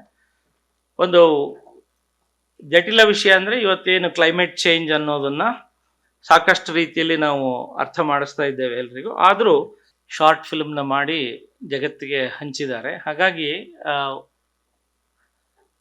ವಿಷಯವನ್ನು ಸರಳಗೊಳಿಸ್ಲಿಕ್ಕೆ ಸಾಧ್ಯತೆ ಇದೆ ಅನ್ನೋದರ ಒಂದು ಪ್ರಾತ್ಯಕ್ಷಿಕೆ ಇದು. ಇನ್ನು ಎರಡನೇದನ್ನು ನೋಡಿ, ಎಕ್ಸ್ಪ್ಲೇನ್ ಲೈಕ್ ಐ ಆಮ್ 5 ಅಂತ. ನಾನು 5 ವರ್ಷದ ವಯಸ್ಸಿನ ಮಗು ಅಂತ ಅಂದ್ಕೊಂಡು ನನಗೆ ವಿಜ್ಞಾನದ ವಿಷಯಗಳನ್ನು ಹೇಳಿ ಅನ್ನುವಂಥ ಒಂದು ಸಂದೇಶ. ಇನ್ನು ಬಹುಭಾಷಾ ಪ್ರಚಾರ, ಆಯಾ ಭಾಷೆಗಳಿಗೆ ಸಂಬಂಧಪಟ್ಟಂತೆ ಸಾಧ್ಯ ಇದ್ದಲ್ಲೆಲ್ಲ ಅದನ್ನು ಮಾಡಲಿಕ್ಕೆ ಆಗ್ತದೆ. ಇನ್ನು ವಿಜ್ಞಾನ ಸಂವಹನಕಾರರ ತರಬೇತಿ ಆಗಬೇಕು. ಇನ್ನು ಪಾಡ್ಕಾಸ್ಟ್ಗಳು, ಕೊಳ್ಳೇಗಾಲ್ ಶರ್ಮಾ ಸರ್ ಇಲ್ಲೇ ಇದ್ದಾರೆ, ಅವರ ಜಾಣ ಸುದ್ದಿ ಅನ್ನುವಂಥ ಒಂದು ಪಾಡ್ಕಾಸ್ಟ್ ಪ್ರೋಗ್ರಾಮ್ ತುಂಬ ಯಶಸ್ವಿಯಾಗಿ ವೈಜ್ಞಾನಿಕ ವಿಷಯಗಳನ್ನು ನಮಗೆಲ್ಲ ತಲುಪಿಸ್ತಾ ಇದೆ. ಹಾಗಾಗಿ ಬೇರೆಯವರು ಸಹ ಇದನ್ನು ಪ್ರಯತ್ನ ಮಾಡ್ಬೋದು. ಆಮೇಲೆ ಡಿಜಿಟಲ್ ವೇದಿಕೆಗಳ ಸದ್ಬಳಕೆ ಆಗಬೇಕು ಅಂತ ಹೇಳಿ ಯೂಟ್ಯೂಬ್, ಇನ್ಸ್ಟಾಗ್ರಾಮ್, ಬ್ಲಾಗ್ ಯಾವುದೇ ಇದ್ರೂ ಕೂಡ. ಆ್ಯಂಡ್ ವಿಜ್ಞಾನಿಗಳ ಸೋತರೂ ಸಹ ವಿಜ್ಞಾನಿಗಳ ಅಥವಾ ಗೆದ್ದಂಥ ವಿಜ್ಞಾನಿಗಳ ಕಥೆಗಳನ್ನು ನಾವು ಹಂಚ್ಕೋಬೇಕಾಗುತ್ತೆ.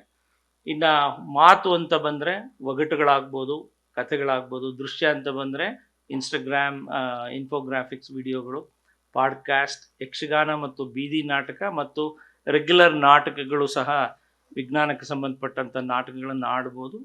ಇನ್ನು ಬರಿತೀವಿ ಅಂದರೆ ವಿಜ್ಞಾನ ಸಾಹಿತ್ಯ ಬರಿಬೋದು, ಪರಿಸರ ಸಾಹಿತ್ಯ ಬರಿಬೋದು, ಅಥವಾ ಎರಡನ್ನೂ ಒಳಗೊಂಡಂಥ ಸಾಹಿತ್ಯವನ್ನು ನಾವು ರಚನೆ ಮಾಡಿ ತಲುಪಿಸ್ಬೋದು.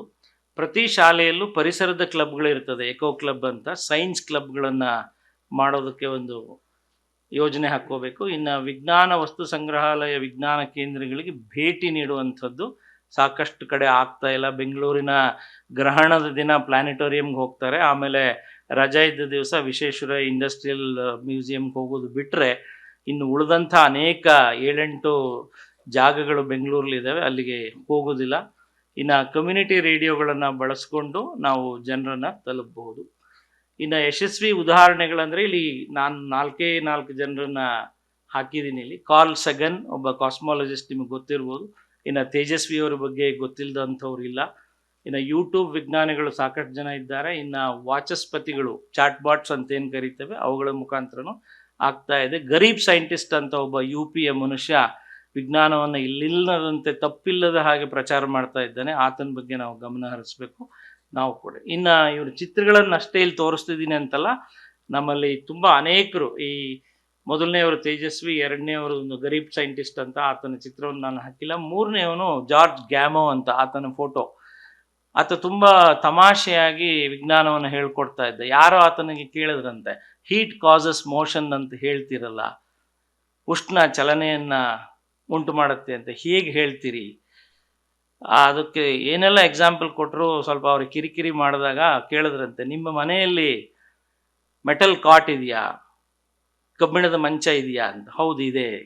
ಸರಿ, ನಿಮ್ಮ ಮನೆಗೆ ಹೋಗೋಣ ನಡೀರಿ ಅಂತ ಹೇಳಿದ್ರಂತೆ. ಬಂದು ನಿಮ್ಮ ಮನೆಯಲ್ಲಿ ಮೆಟಲ್ ಕಾಟ್ ಎಲ್ಲಿದೆ ತೋರಿಸಿ ಅಂದಾಗ, ಹೋಗಿ ಅಲ್ಲಿದೆ ಅಂತ, ಮಲ್ಕೊಳ್ಳಿ ಅಂತ. ಸ್ಟೌವ್ ಎಲ್ಲಿದೆ ಅಂತ ಕೇಳಿದ್ರಂತೆ. ಸ್ಟೌವ್ ಅಲ್ಲಿದೆ ಅಂತ ಹೇಳಿದಾಗ ಅದನ್ನು ಮಂಚದ ಕೆಳಗೆ ತಂದಿಟ್ಟು ಹಚ್ಚದಂತೆ, ಮಲ್ಕೊಳ್ಳಿ ಅಂತ. ಒಂದು 5 ನಿಮಿಷ ಆರಾಮಾಗಿ ಮಲ್ಕೊಂಡಿದ್ದ ಈತ, ಯಾರು ಪ್ರಶ್ನೆ ಕೇಳಿದವನು. 6ನೇ ನಿಮಿಷಕ್ಕೆ ಎದ್ದು ಹೋದ್ನಂತೆ. ನಾನಂದೆ, ನೋಡಿ ಕೆಳಗಡೆಯಿಂದ ಹೀಟ್ ಮಾಡಿದೆ, ಇಟ್ ಹ್ಯಾಸ್ ಕಾಸ್ಡ್ ಮೋಷನ್ ಅಂತ. ಹೀಟ್ ಕಾಸಸ್ ಮೋಷನ್ ಅನ್ನುವಂಥದ್ದನ್ನ ತೋರಿಸಿದ್ದೀನಿ ಅಂತ. ಇದು ಗ್ಯಾಮೋ ಹೇಳಿದಂಥ ಒಂದು ತರಲೆ ಪ್ರಯೋಗ ಅಂತ ಹೇಳ್ತಾರೆ. ಇದಷ್ಟೇ ಅಲ್ಲ, ನಮ್ಮ ನಾಗೇಶ್ ಹೆಗಡೆ ಅವರು, TR ಅನಂತರಾಮು ಸರ್, ಆಮೇಲೆ ಬೆಳಗ್ಗೆಯಿಂದ ಚರ್ಚೆ ಆಗ್ತಾ ಇದೆ ಕೃಷ್ಣ ಭಟ್ರ ಬಗ್ಗೆ, GT ನಾರಾಯಣ ರಾಯ್ ಬಗ್ಗೆ. ಹಾಗಾಗಿ ಇಲ್ಲಿ ಕೊಳ್ಳೇಗಾಲ ಶರ್ಮಾ ಇದ್ದಾರೆ, ಗಣೇಶಯ್ಯ ಸರ್ ಇದ್ದಾರೆ, ಆಮೇಲೆ ನಮ್ಮ ಅನೇಕ ಯುವಕರು ಸಹ ತುಂಬ ಚೆನ್ನಾಗಿ ಬರಿತಾ ಇದ್ದಾರೆ. ಈಗ ಸುನೀಲ್ ಬಾರ್ಕೂರ್ ಅನ್ನುವಂಥ ಒಬ್ಬರು ನಮ್ಮ ಕೈಗಾದಲ್ಲಿ ಕೆಲಸ ಮಾಡುವಂಥವರು ಅದ್ಭುತವಾಗಿ ಬರಿತಾ ಇದ್ದಾರೆ ವಿಜ್ಞಾನ ಲೇಖ. ಅಂದರೆ ಬೇರೆ ಬೇರೆ ಪತ್ರಿಕೆಗಳಲ್ಲಿ ಬರಿತಾ ಇದ್ದಾರೆ. ಕೆಲವು ಪತ್ರಿಕೆಗಳ ಧೋರಣೆಗಳಿಂದಾಗಿ ಕೆಲವು ಲೇಖಕರಿಗೆ ಬೇರೆ ಬೇರೆ ಪತ್ರಿಕೆಗಳಿಗೆ ಪ್ರವೇಶ ಸಿಕ್ಕಿರೋದಿಲ್ಲ. ಬಿಟ್ಟರೆ ಇನ್ನು RB ಗುರುಬಸವರಾಜ ಅನ್ನುವಂಥ ಒಬ್ಬ ಮೇಷ್ಟ್ರು ಬರಿತಾ ಇದ್ದಾರೆ. ಇಲ್ಲಿ ರಾಜಭಕ್ಷಿ ಕೊಟ್ಟವರು ಅಂತ ಇಲ್ಲೇ ಕೂತಿದ್ದಾರೆ ನಮ್ಮ ನಡುವೆ, ಅದ್ಭುತವಾಗಿ ಬರೀತಾರೆ ಅವರು. ಅವರ ಲೇಖನಗಳನ್ನು ನಾವು ಓದಬಹುದು. ಇನ್ನು LP ಕುಲಕರ್ಣಿ ಅಂತ ಒಬ್ಬ ಶಿಕ್ಷಕ ಚಿಕ್ಕಮಂಗ್ಳೂರಿನಲ್ಲಿದ್ದಾರೆ, ಆತ ಬರೀತಾರೆ. ಹಾಗಾಗಿ ಅನೇಕರಿದ್ದಾರೆ ಇಲ್ಲಿ. ನಮ್ಮ TG ಶ್ರೀನಿಧಿಯವರು ಬರೆಯೋದನ್ನು ನಾವೆಲ್ಲ ನೋಡಿದ್ದೀವಿ. ನಾವು ನೆನಪಿರುವಂಥ, ಅಂದರೆ ಕೆಲವು ಹೆಸರುಗಳನ್ನು ಮಾತ್ರ ನಾನು ಇಲ್ಲಿ ಹೇಳ್ತಾ ಇದ್ದೇನೆ. ಇನ್ನು ಕನ್ನಡದಲ್ಲಿ ವಿಜ್ಞಾನ ನಾಟಕಗಳ ಮುಖಾಂತರ ವಿಜ್ಞಾನವನ್ನು ತಲುಪಿಸುವಂಥ ಪ್ರಯತ್ನಗಳು ಸಾಕಷ್ಟು ಆಗ್ತಾ ಇದೆ. ಅದರ ರೂವಾರಿ ನಮ್ಮ ಕೊಳ್ಳೇಗಾಲ ಶರ್ಮಾ ಅವರು. ತುಂಬಾ ನಾಟಕಗಳು, ಮೈಸೂರಿನ ವಾತಾವರಣದಲ್ಲಂತೂ ಅನೇಕ ನಾಟಕಗಳಾಗ್ತಾ ಇದ್ದಾವೆ. ಹಾಗಾಗಿ ಇವುಗಳನ್ನು ನಾವು ಗಮನಿಸಬಹುದು. ಇನ್ನು ವಿಜ್ಞಾನಕ್ಕೋಸ್ಕರ ಮೀಸಲಿರುವಂಥ ಅನೇಕ ಪತ್ರಿಕೆಗಳು ಇದ್ದಾವೆ. ಒಂದು ಸೈನ್ಸ್ ವರ್ಲ್ಡ್ ಅಂತ, ಆಮೇಲೆ ನ್ಯೂ ಸೈಂಟಿಸ್ಟ್ ಗೊತ್ತಿರುತ್ತೆ, ಸೈಂಟಿಫಿಕ್ ಅಮೆರಿಕನ್ ಗೊತ್ತಿರುತ್ತೆ ನಿಮಗೆ.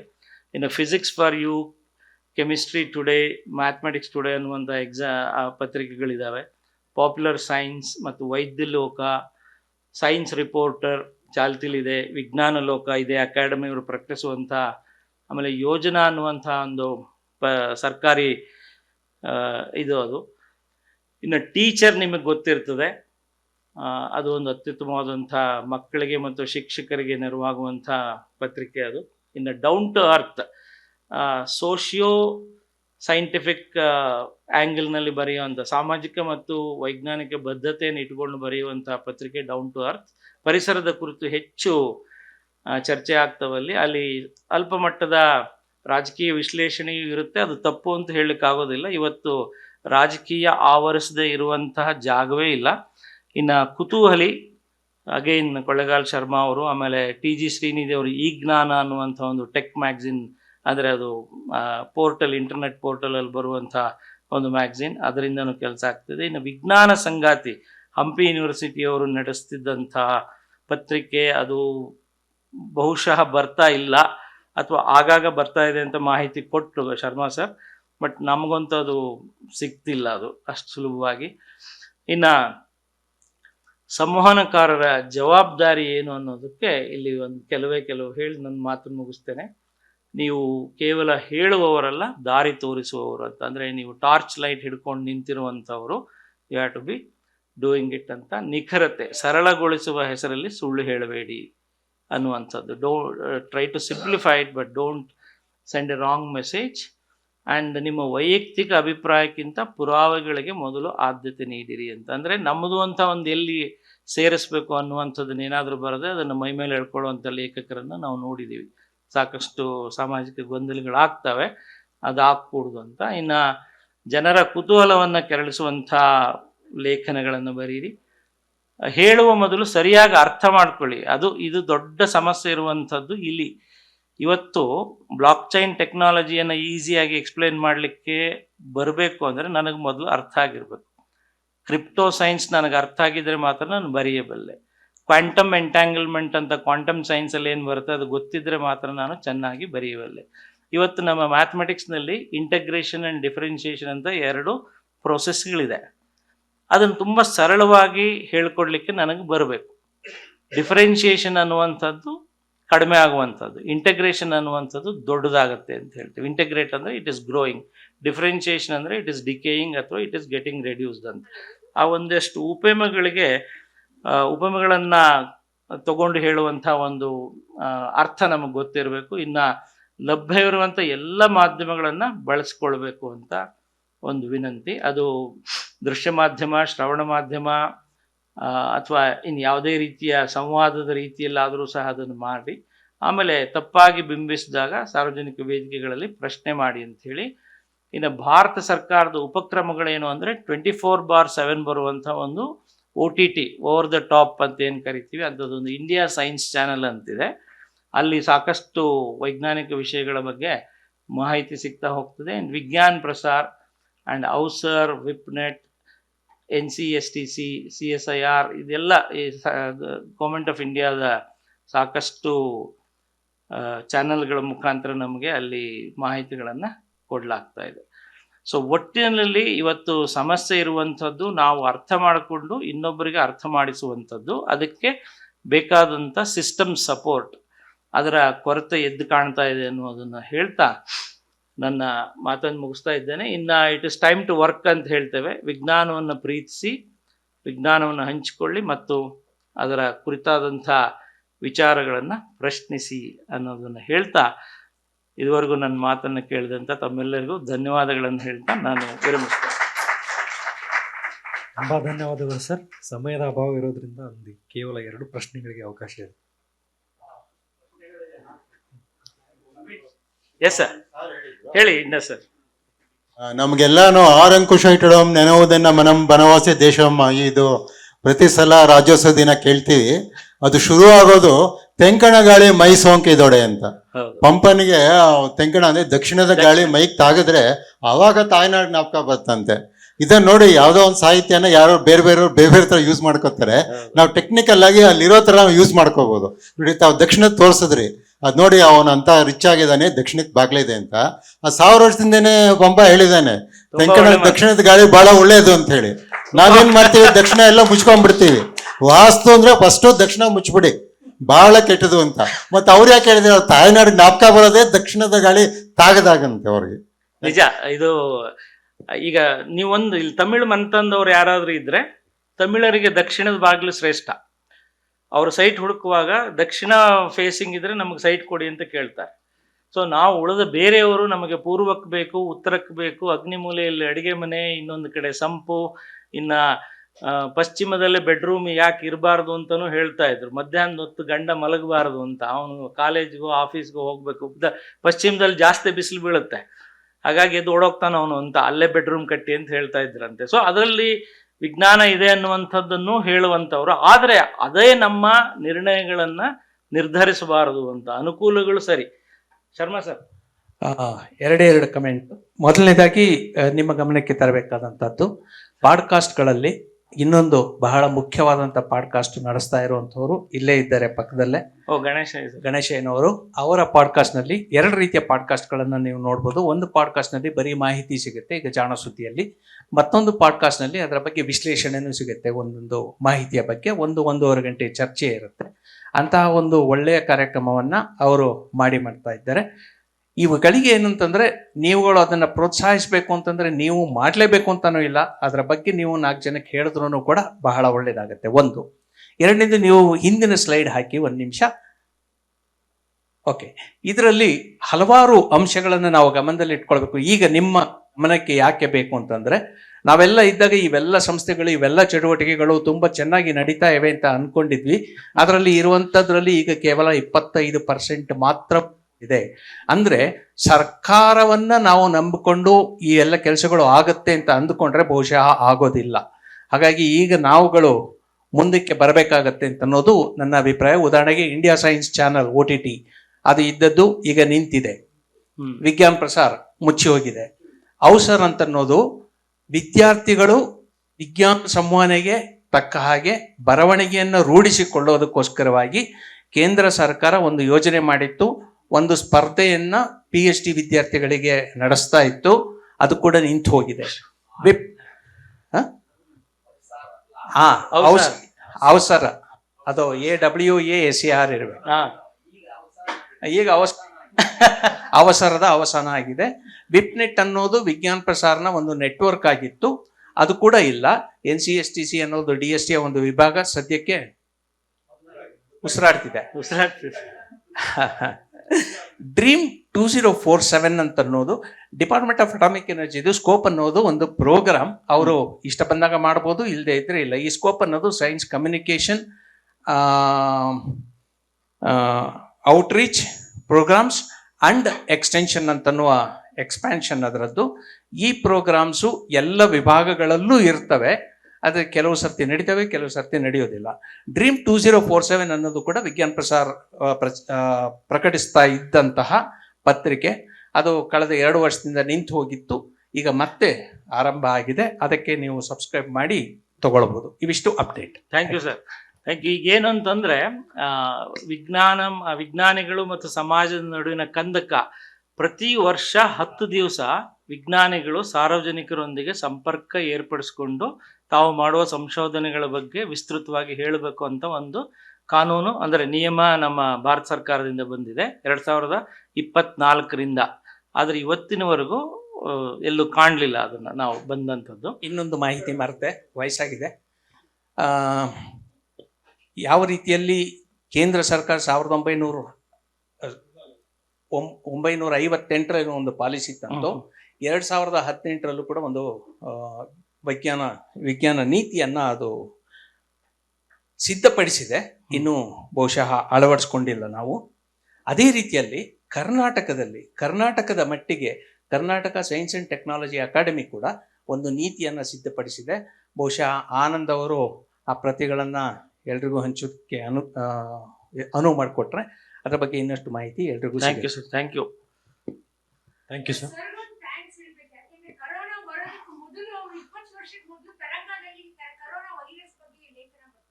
Kollegal Sharma sir, thank you. Madam ಹೇಳಿ,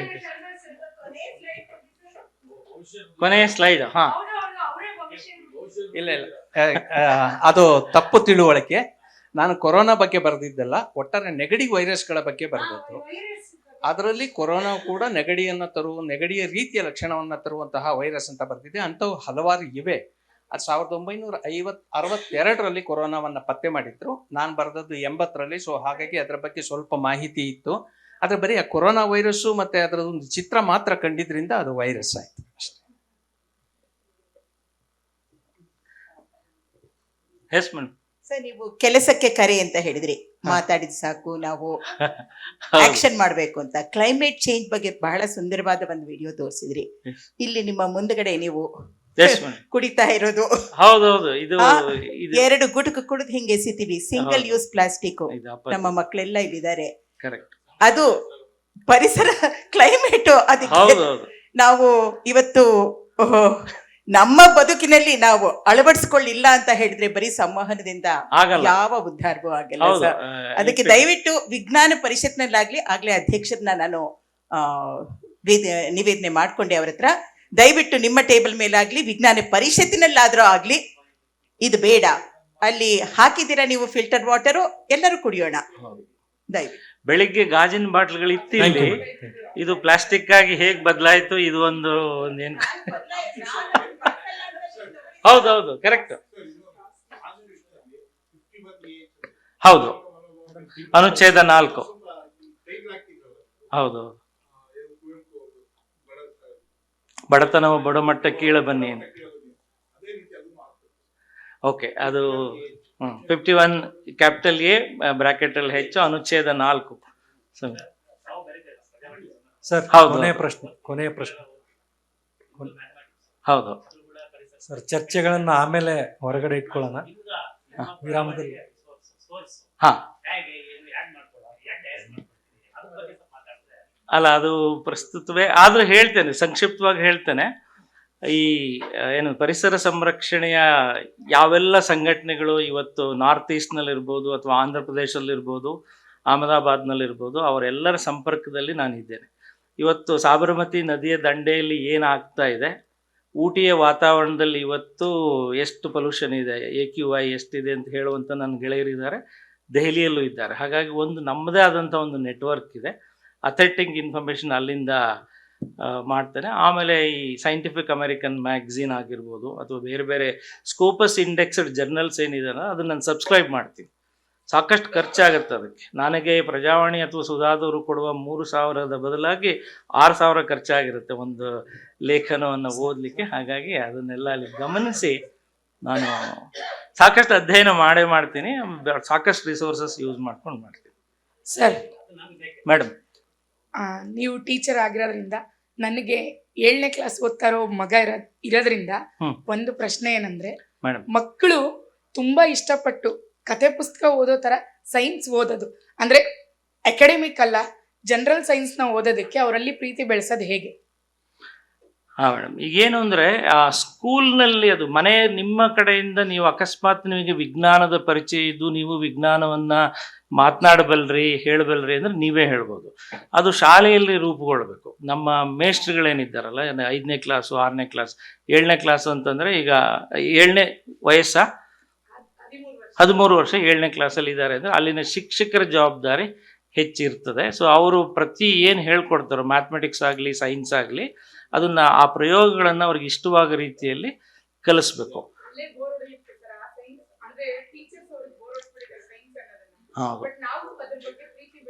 ಅಲ್ಲ, ಸಮಸ್ಯೆ ಆಗಿರೋದೇನು ಅಂದರೆ ನಮ್ಮ ಮೇಷ್ಟ್ರುಗಳಿಗೆ ಫಸ್ಟ್ ಅರ್ಥ ಆಗಿರೋದಿಲ್ಲ. ಈಗ ನ್ಯೂಟ್ರಲೈಸೇಷನ್ ಅನ್ನುವಂಥ ಒಂದು ಸಣ್ಣ concept, when acid reacts with the base it will gives out water and salt ಅಂತ ಹೇಳ್ತೇವೆ. ತಟಸ್ಥೀಕರಣ ಅಂದರೆ ಆಮ್ಲ ಮತ್ತು ಪ್ರತ್ಯಾಮ್ಲಗಳು ಪರಸ್ಪರ ವರ್ತಿಸಿದಾಗ ನೀರು ಮತ್ತು ಲವಣ ಉತ್ಪತ್ತಿ ಆಗುತ್ತೆ ಅನ್ನೋದನ್ನು ಅವ್ರದ್ದು ಅತ್ಯಂತ ಸರಳವಾಗಿ ಅದಕ್ಕೆ ಲ್ಯಾಬಿಗೆ ಕರ್ಕೊಂಡು ಹೋಗಬೇಕಾಗಿಲ್ಲ, ಇಲ್ಲೇ ಬಂದು ಹೇಳ್ಕೊಡ್ಬೋದು. ಇವತ್ತೊಂದು ಸಣ್ಣದು ಹೇಳ್ತೇನೆ, ನಾವೆಲ್ಲ ನಾನ್ ಸ್ಟಿಕ್ ಕುಕ್ವೇರ್ ಯೂಸ್ ಮಾಡ್ತೇವಲ್ಲ, ನಿಮ್ಮನೇಲಿ ಇರ್ತದೆ. ಯಾಕೆ ಅದು ಬಂತದು, ಅದರ ಡಿಸ್ಕವರಿ ಯಾಕಾಯಿತು, ಅದನ್ನು ಯಾಕೆ ಹುಡುಕಿದ್ವಿ ನಾವು ಅಂದರೆ, ನಾವೇನು ರಾಕೆಟ್ಗಳನ್ನು ಹಾರಿಸ್ತಾ ಇದ್ವಲ್ಲ, ಮೇಲೆ ಹೋದಾಗೆ ಅದು ಶೀತ ವಾತಾವರಣದಲ್ಲಿರುವಂಥ ಹಿಮ ರಾಕೆಟ್ಗೆ ಅಂಟ್ಕೊಂಡ್ಬಿಟ್ಟು ಒಳಗಿರುವಂಥ ನಮ್ಮ ಬ್ಯಾಟ್ರಿಗಳು ವರ್ಕ್ ಮಾಡ್ತಾ ಇರಲಿಲ್ಲ. ಅದಕ್ಕೆ ಒಂದು ನಾನ್ ಸ್ಟಿಕ್ ಸರ್ಫೇಸ್ ಬೇಕಿತ್ತು. ಆ ನಾನ್ ಸ್ಟಿಕ್ ಸರ್ಫೇಸ್ನ ಹುಡುಕ್ಲಿಕ್ಕೆ ಹೋದಾಗ ಸಿಕ್ಕಂಥ ಒಂದು ಟೆಫ್ಲಾನ್ ಮೆಟೀರಿಯಲ್ಲು ಆ ರಾಕೆಟ್ ದೇಹಕ್ಕೆ ಹೋದ ರೀತಿಯಲ್ಲಿ ನಮ್ಮ ಅಡುಗೆ ಮನೆಗೂ ಪ್ರವೇಶ ಮಾಡ್ತು. ಇವತ್ತು ನಮ್ಮ ದೋಸೆಗಳು ಗರಿಗರಿಯಾಗಿ ಬಣ್ಣವಾಗಿ ಮೇಲೆ ಹೇಳ್ತಾ ಇದ್ದಾವೆ ಅಂದರೆ ಅದು ಒಂದು ಅಂಥದ್ದು. ಅಂದರೆ ಮಕ್ಕಳಿಗೆ ಈ ರೀತಿಯ ಸಣ್ಣ ಸಣ್ಣ ಕಥೆಗಳ ಮುಖಾಂತರ ಅವರಿಗೆ ಹೇಳ್ಕೊಡುವಂಥದ್ದು ಆಗ್ಬೇಕು. ಇವತ್ತು ರಾಮಾನುಜನ್ ಬಗ್ಗೆ ಇಷ್ಟೆಲ್ಲ ಒಳ್ಳೆ ಮಾತಾಡ್ತಿದ್ರು. ರಾಮಾನುಜನ್ ತುಂಬ ಚಕ್ಕರ್ ಹೊಡಿತಾ ಇದ್ರು, ತುಂಬ ಗಲಾಟೆ, ಒಬ್ಬನ ಎದೆ ಮೇಲೆ ಕೂತು ಕುಟ್ಟುವಂಥ ಒಬ್ಬ ಪೈಲ್ವಾನನ್ ಥರ ಗಲಾಟೆ ಮಾಡ್ತಾ ಇದ್ರು ಅಂತ. ಇದನ್ನು ಹೇಳಿದ್ರೆ ಆ ತುಂಟ ಹುಡುಗನಿಗೆ ನಾನು ರಾಮಾನುಜನ್ ಥರ ಇದ್ದೀನಿ, ಮುಂದೊಮ್ಮೆ ಏನಾದರೂ ಆಗ್ಬೋದು ಅನ್ನುವಂಥ ಒಂದು ಕಲ್ಪನೆ ಬರ್ತದೆ. ಆಮೇಲೆ ನಮ್ಮ ಸತ್ಯೇಂದ್ರನಾಥ್ ಬೋಸ್ ಅವರು ತುಂಬ ಒಳ್ಳೆ ಮ್ಯೂಸಿಷಿಯನ್, ಅವರು ಚೆನ್ನಾಗಿ ಅವ್ರಿಗೆ ಮ್ಯೂಸಿಕ್ ಕಲ್ತಿದ್ರು. ಅದ್ರ ಬಗ್ಗೆ ನಾವು ಹೇಳಿದ್ರೆ ಒಬ್ಬ ಎಲ್ಲೋ ವಿಜ್ಞಾನಿ ಆದವನಿಗೂ ಒಂದು ಪ್ರಾಪಂಚಿಕವಾದಂಥ ಕಲೆಗಳು ಗೊತ್ತಿರುತ್ತೆ ಅನ್ನುವಂಥದ್ದು, ಇದನ್ನೆಲ್ಲ ಹೇಳ್ಬೋದೇನೋ ಅಂತ.